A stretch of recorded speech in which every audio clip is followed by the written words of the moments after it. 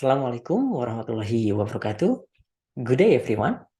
First of all, I'd like to say thank you for seeing and listening my presentation. Let me introduce myself. My name is Angga Dhaniswara. I'm from Magister Management, Faculty of Economic, Jakarta State University. I'm delighted here today to share about supply chain risk factor study case vaccine COVID-19 in Indonesia. So, let's get started. If we manage a supply chains, we need to do all in our power to get the very best supply chain risk management option at our disposal. It won't be easy to do that. And this is why we have to first identify this supply chain risk factor and deal with them to the best our capabilities. If you talk about vaccine COVID-19 in Indonesia, there are 7 key supply chain risk factors, such as national or local regulation, raw material prices and labor concern, general economic condition, security breaches, currency problem, a lower demand of product, and business interruption. Now, let's discuss more deeply. Factor number 1, national or local regulation. As we can imagine, this type of supply chain risk is not under control. Despite that, it can influence our quite a bit, which is exactly why we need to consult the regulation very often. Also, from our company perspective, this is an external factor, but government regulation will greatly affect the supply chain runs. In the matter of the COVID vaccine, for example, when we open the covid19.go.id, the sites, there are more than 400 regulations issued by the central government regarding the administration of this vaccine.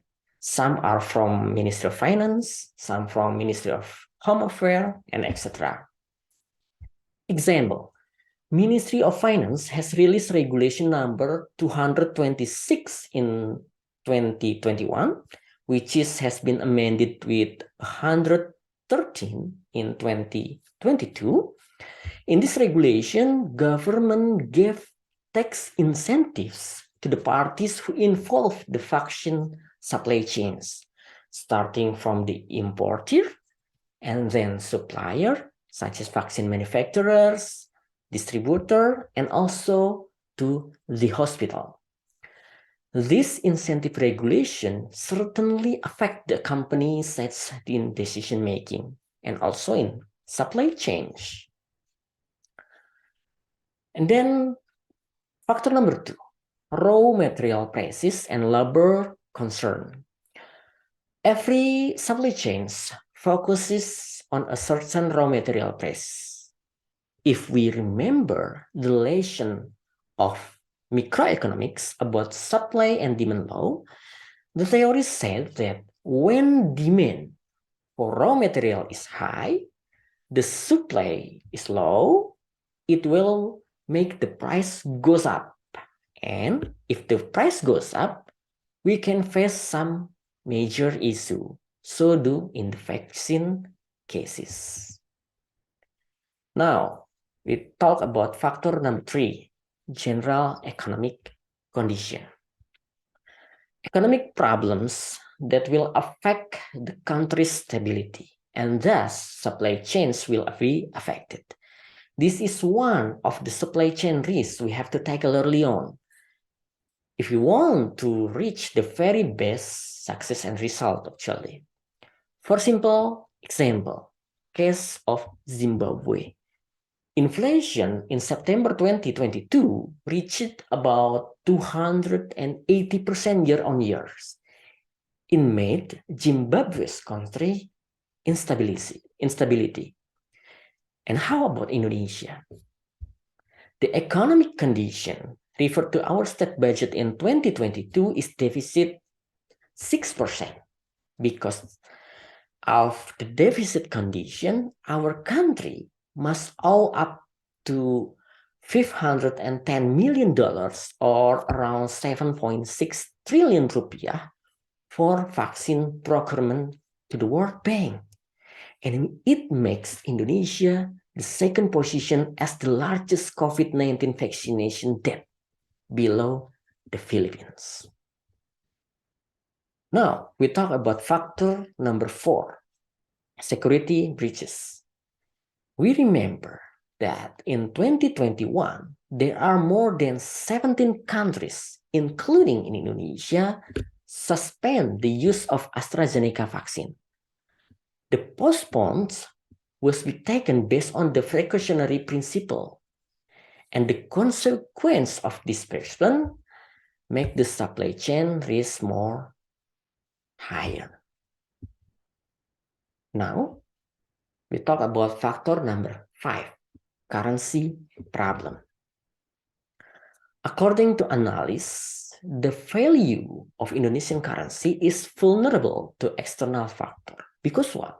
Because we are dependent on the Indonesian capital market on foreign funds. And once the fund out, our rupiah exchange rate is depressed. Moreover, the Ministry of Maritime Affairs and Investment are more inclined toward foreign direct investment or FDI. And historically, Indonesia has been more vulnerable to the volatility of capital inflow and outgoing capital, and it makes the supply chain risk higher. Factor number 6 is lower demand product. Like I said in factor number 2 about supply and demand low, when the demand of raw material is high and the supply is low, it will make price goes up and vice versa. And last factor is the business interruption. Many factors can cause the season of business, ranging from terrorist attack, wars, conflict, and natural disaster. Most of this problem cannot be controlled or managed. So the proper way to eliminate the problem must be found by each company. According to republica.co.id, United States restriction has disrupted vaccine supply chains, and Indonesia must think hard to solve this problem to make supply chain risk more safety. So, we may conclude that there are quite a lot supply chain risk factors that we have to keep in mind. All these factors can be demanding, and they may have some disaster consequences if we do not eliminate them fast.